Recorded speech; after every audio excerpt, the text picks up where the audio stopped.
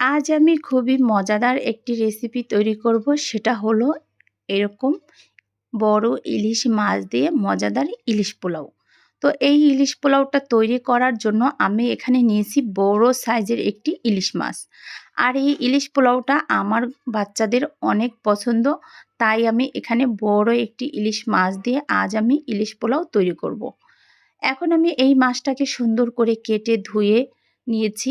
এরপর আমি একটু লবণ মেখে মাছগুলোকে তেলের মধ্যে ভেজে নিব। তো আসসালামু আলাইকুম, আমি রুমানা নতুন আরও একটি রেসিপি নিয়ে চলে এসেছি।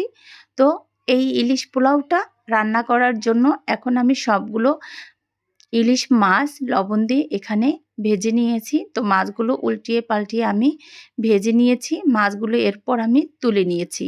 এখন আমি বাকি যে মাছগুলো ছিল সেই মাছগুলো এভাবে ভেজে নিয়েছি। এখন আমি এখানে একটি কড়াই বসিয়ে